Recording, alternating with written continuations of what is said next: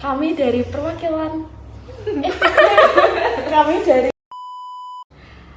Assalamualaikum warahmatullahi wabarakatuh. Perkenalkan kami dari kelompok 410 MIPA 1. Saya Nazla Natasha, nomor absen 15. Saya Auroning Tias Rahmanisa, absen 3. Saya Fadina Aurelia, absen 9. Saya Revana Tazia, absen 20. Saya Nifisha Nina, absen 16. Hari ini kita akan mempresentasikan tentang kampanye penyebaran HIV atau AIDS.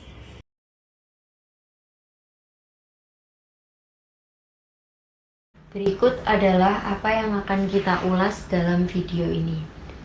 Yang pertama adalah latar belakang mengkampanyekan virus HIV.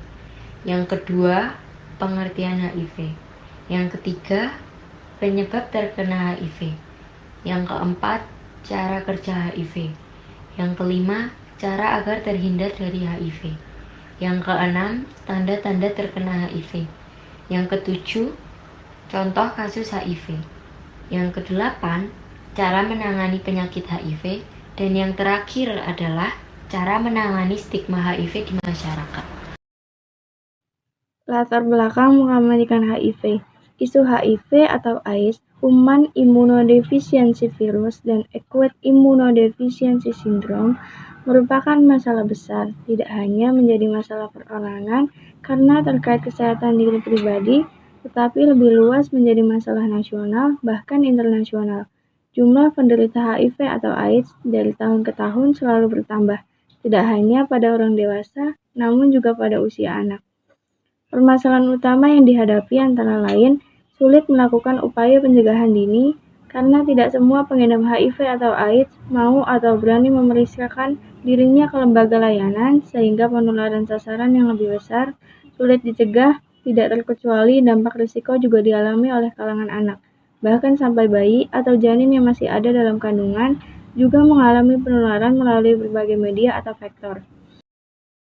Mengingat semakin pentingnya dan banyaknya permasalahan yang terkait HIV atau AIDS, guna pemenuhan hak anak, untuk itu Kementerian PP dan PA, Deputi Perlindungan Anak, perlu melakukan kampanye tentang HIV dan AIDS yang ditujukan kepada anak sekolah dan SKPD sebagai salah satu upaya pencegahan dan penanganan HIV dan AIDS. Ada banyak cara kampanye yang dapat dilakukan untuk tujuan membangun kesadaran anak-anak akan bahaya HIV dan AIDS. Bisa dengan membuat poster, membuat artikel di majalah dini sekolah, dan lain-lain. Salah satu cara yang dilakukan dalam kampanye ini adalah guru memberikan tugas ke setiap peserta didik untuk membuat pembatas buku atau bookmark yang bertemakan tentang HIV atau AIDS. Upaya pemerintah menangani HIV atau AIDS patut mendapat apresiasi. Paling tidak, pemerintah mampu menjamin ketersediaan obat antiretroviral atau ARV. Pemerintah juga harus bisa membuat konten edukasi soal HIV atau AIDS yang bisa viral di media sosial. Yang kedua, kita akan membahas tentang pengertian HIV. Apa itu HIV? HIV adalah singkatan dari Human Immunodeficiency Virus.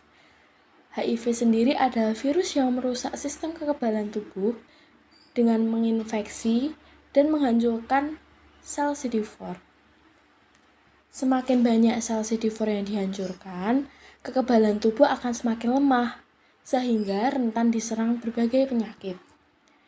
Infeksi HIV yang tidak segera ditangani akan berkembang menjadi kondisi serius yang disebut dengan AIDS.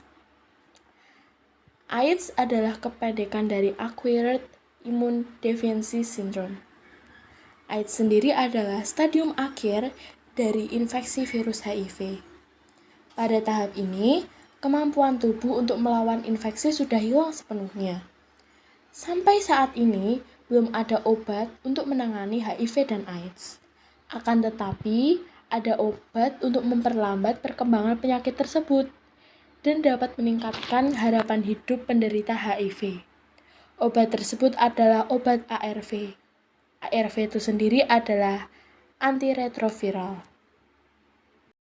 Virus HIV terbagi menjadi dua tipe utama, yaitu HIV-1 dan HIV-2. Masing-masing tipe itu terbagi lagi menjadi beberapa subtipe. Pada banyak kasus, infeksi HIV disebabkan oleh HIV-1, 90% diantaranya adalah HIV-1 subtipe M, sedangkan HIV-2 diketahui hanya menyerang berbagai kecil individu. Infeksi HIV dapat disebabkan oleh lebih dari satu subtipe virus, terutama bila seseorang tertular lebih dari satu orang. Kondisi ini disebut dengan superinfeksi. 3 penyebab terkena HIV. Penularan HIV terjadi saat darah, sperma, atau cairan vagina dari seseorang yang terinfeksi masuk ke dalam tubuh orang lain. Hal ini dapat terjadi melalui berbagai cara antara lain 1. Hubungan seks. Infeksi HIV dapat terjadi melalui hubungan seks baik melalui vagina maupun dubur anal. Meskipun sangat jarang, HIV juga dapat menular melalui seks oral. 2. Berbagai jarum suntik. Berbagai penggunaan jarum suntik dengan penderita HIV adalah salah satu cara yang dapat membuat seseorang tertular HIV. Misalnya, menggunakan jarum suntik bersama saat membuat tato, atau sangat menggunakan nafza suntik. 3. Transfusi darah. Penularan HIV dapat terjadi saat seseorang menerima donor darah dari penderita HIV. 4. Proses kehamilan. HIV juga bisa menular dari ibu hamil ke janin yang dikandungnya. Penularan virus HIV pada anak juga dapat terjadi pada proses melahirkan atau melalui air susu ibu saat proses menyusui. Selanjutnya untuk yang keempat, kita akan membahas tentang cara kerja HIV. Bagaimana sih cara kerja HIV itu?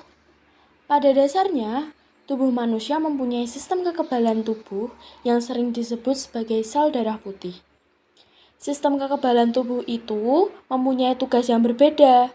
Seperti contohnya, sel CD4 positif bertugas sebagai sel yang mengenali dan memberi informasi jika ada benda atau sel asing yang masuk ke dalam tubuh.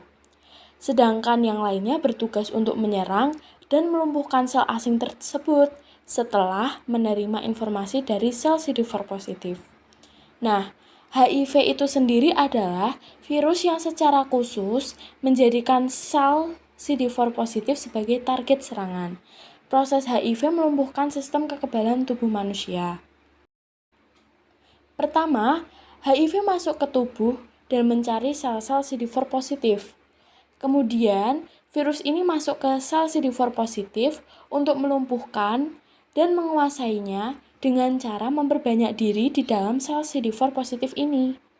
Kedua, sel-sel HIV baru yang telah menjadi banyak ini kemudian keluar dan mencari sel-sel CD4 positif lainnya dan mengulangi proses yang sama. Lalu yang ketiga, sel-sel penyerang datang dan menghancurkan sel CD4 positif yang telah terinfeksi oleh HIV. Namun, sel-sel HIV yang baru telah menjadi banyak dan cepat mencari sel-sel CD4 positif dan memperbanyak diri lagi di dalamnya. Keempat, setelah melewati beberapa waktu, tubuh akan semakin banyak kehilangan sel-sel CD4 positif dan sistem kekebalan tubuh menjadi lemah. Itu terjadi karena tugas sel-sel CD4 positif untuk mengenali sel-sel asing yang masuk ke dalam tubuh tersebut telah dikalahkan oleh virus HIV. Karena sel-sel tubuh CD4 positif berkurang dalam tubuh, maka tubuh tidak bisa menerima informasi yang cukup untuk membentuk sel-sel penyerang yang dibutuhkan. Dalam keadaan seperti inilah, berbagai jenis penyakit dapat masuk ke tubuh tanpa dikenali dan dilawan. Akhirnya, rata-rata pengidap HIV berujung pada kematian. Maka dari itu, HIV sangat berbahaya.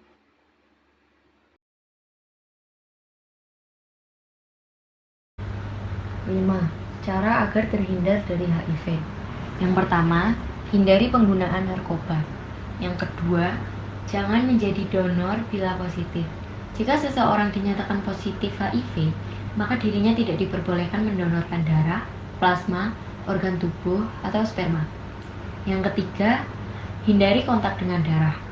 Penularan HIV juga bisa dicegah dengan menghindari kontak dengan darah. Yang keempat, tes HIV secara rutin. Tes HIV sebaiknya dilakukan oleh tiap individu terutama di usia 13 sampai 64 tahun.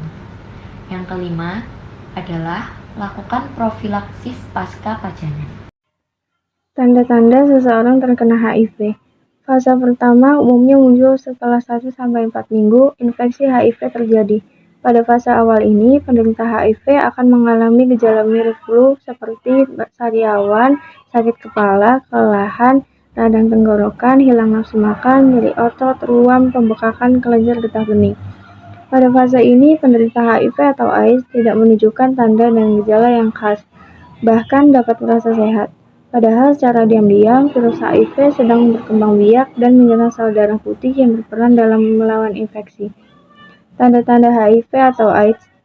Pada tahap ini antara lain berat badan turun drastis, sering demam, mudah lelah, diare kronis, dan pembengkakan kelenjar getah bening. 7. Contoh kasus HIV di Indonesia. Pada tahun 2018, sebanyak 11 kasus HIV atau AIDS ditemukan di Kabupaten Penajam Pasir Utara, Kalimantan Timur. 2 orang diantaranya meninggal dunia.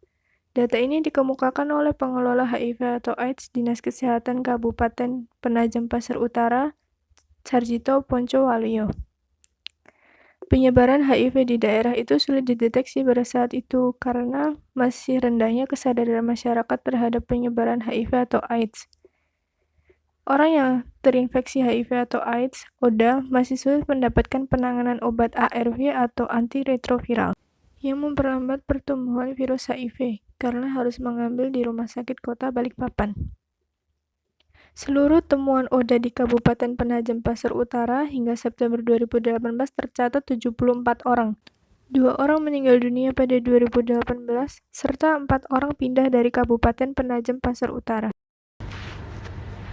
8. Cara menangani penyakit HIV. Yang pertama adalah mulai pengobatan ART. Yang kedua, jaga pola makan sehat. Yang ketiga, rutin berolahraga. Keempat, cegah penularan kepada orang lain. Dan yang kelima adalah menggunakan obat oles krim anti jamur atau antibakteri sesuai saran dokter. 9. Cara menangani stigma HIV di masyarakat. Orang yang terinfeksi HIV juga merupakan manusia yang sama seperti kita. Jadi, tidak ada alasan untuk kita memandang buruk ataupun merendahkan penderita HIV. Kita harus mengerti dan paham apa itu HIV, bagaimana penularannya, bagaimana tanda-tandanya, dan lain sebagainya. Karena penderita HIV hanya bisa menular melalui cairan dalam tubuh seperti darah, cairan pada organ reproduksi, serta ASI. Kita harus selalu waspada dan berjaga-jaga ketika berdekatan dengan penderita HIV, seperti dokter atau perawat yang memakai APD ketika mengambil sampel darah pasien. Tapi kita juga harus menjaga komunikasi yang baik dengan penderita dan tidak memberi hal atau komentar negatif terhadap mereka. Dustin Hoffman berkata, kita perlu bersatu sebagai satu kesatuan setiap hari, terutama untuk menaklukkan kekuatan virus AIDS. Kami kelompok 4 mengucapkan terima kasih banyak telah menyaksikan presentasi dari kami dengan tema mengkampanyekan penyebaran virus HIV atau AIDS. Kami berpesan untuk para penonton untuk tetap jaga masker, patuhi protokol kesehatan. Apabila banyak kesalahan mohon dimaafkan. Wabillahi taufiq wal hidayah. Wassalamualaikum warahmatullahi wabarakatuh.